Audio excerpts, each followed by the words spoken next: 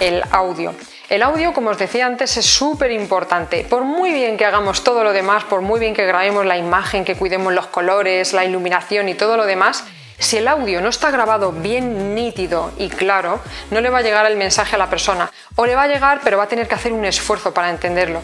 Si es así, creedme que va a desconectar, va a perder interés, va a perder confianza o incluso va a dejar de escuchar el mensaje a la mitad o incluso, como os decía, a los 3 segundos. Por eso es súper importante que cuidemos el audio. Para esto es importante conocer un poco cómo funciona el tema del sonido de los micrófonos, porque claro, los móviles y las cámaras contienen ya un micrófono incorporado que graba el audio. Entonces, ¿para qué necesito un micrófono externo?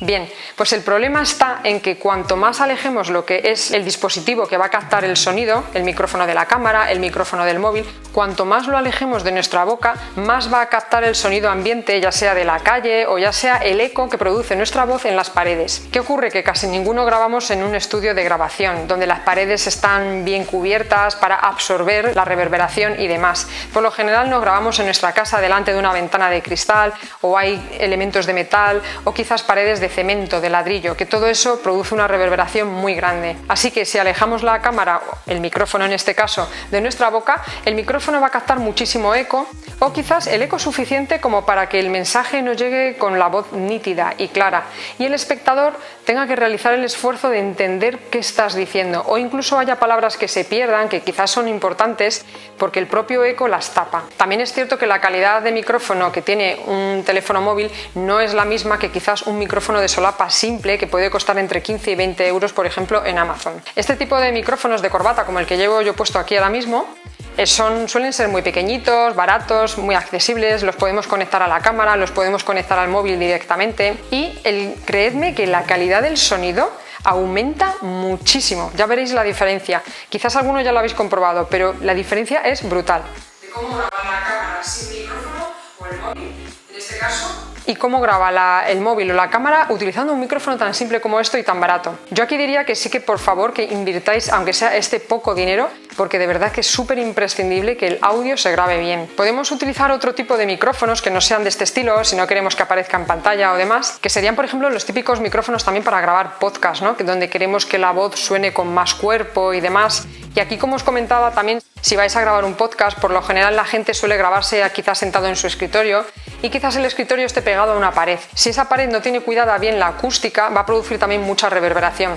Aquí existen trucos como poner telas delante o incluso poner libros abiertos delante para que absorban el sonido y entonces el sonido que grabe el micrófono sea como un sonido más seco, ¿no? Como más de locutor de radio, para que así llegue el mensaje con más claridad. Este tipo de micrófonos suelen ser más caros, son menos portátiles, así que digamos que yo solo los recomendaría en caso de que nos grabemos pues, para hacer videotutoriales en YouTube o en caso de grabarnos para un podcast. Y luego existen los micrófonos direccionales que, bueno, suelen tener la ventaja de que si estamos hablando varias personas captan el sonido de todos por igual, pero la desventaja que tienen es que, bueno, por un lado son un poquito más caros, por otro lado suelen coger bastante ruido ambiente, aunque son bastante direccionales y se supone que solo están cogiendo el sonido que les llega como de frente, pero se suele colar bastante ruido ambiente. Es decir, cuanto más cerca tengamos el micrófono de la boca, mejor va a captar el sonido. Ojo, no digo de ponérselo aquí encima, porque aquí lo que va a ocurrir es que el micrófono va a captar como el soplido del aire al hablar, la saliva o incluso puede saturar nuestra propia voz y entonces se distorsionaría la voz y tampoco se entendería el mensaje.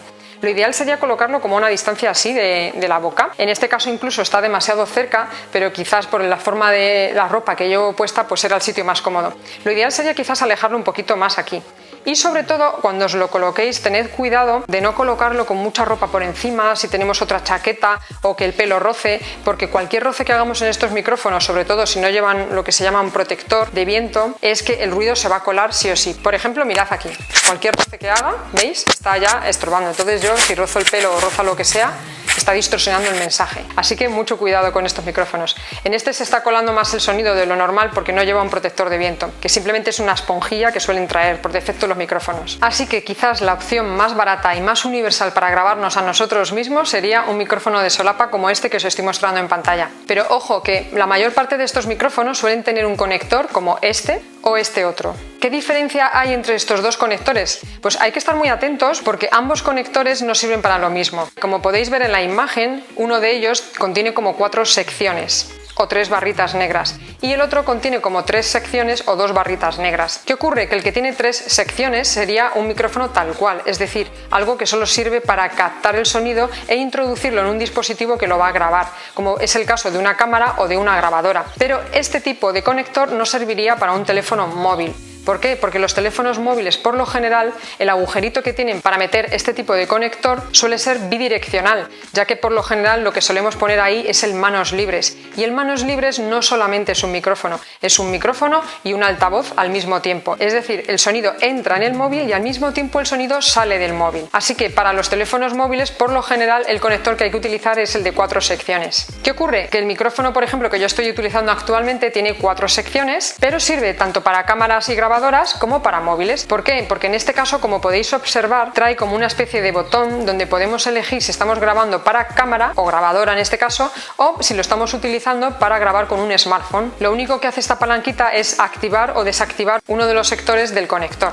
y así lo convierte o para móviles o lo convierte para cámara. Así que si alguna vez habéis comprado un micrófono y resulta que no os funcionaba, probablemente sea por este problema. También deciros que este tipo de micrófonos se pueden conectar, sí, seguro, a un iPhone, sobre todo de los modernos, que no traen el típico conector jack, que es el que podría usarse con este tipo de conexión, ya que el propio iPhone suele ofrecer un conector para adaptarse a este tipo de conexiones tipo jack. Es importante a veces usar música de fondo porque eso va a acompañar nuestro mensaje y eso también puede reforzar un poco la imagen, ¿no? La imagen que queremos transmitir dependiendo también de nuestro target, ¿no? De nuestro cliente ideal. Pero ojo, mucha gente pone música de fondo y la pone a un volumen lo suficientemente alto como para estorbar o molestar la voz del que está hablando. Entonces, en este caso el mensaje no llega con claridad, al igual que la música debe acompañar lo que estamos contando. Si estamos grabando un vídeo para nuestra empresa que es de consultoría, de marketing, quizás no sea lo más ideal colocar un rap de fondo. Y si por ejemplo estamos haciendo un vídeo promocional donde queremos mover emociones, queremos generar sentimientos en la persona que escucha, lo mejor sería utilizar música emotiva, música que genere emociones en las personas. La música puede reforzar mucho el mensaje que estamos transmitiendo y la imagen de nuestra empresa. Pero eso sí, por favor, la música hay que ponerla siempre en edición. No se os ocurra grabarla con el propio micrófono mientras estáis hablando, porque entonces la mezcla ya estaría hecha y no podríamos bajar el volumen de la música, o incluso la música quizás se pillaría con más eco porque no tendríamos el altavoz de la música aquí pegado al micrófono. Es decir, la música siempre va en edición. Y hay muchas músicas gratuitas fáciles de conseguir. Por ejemplo, el mismo YouTube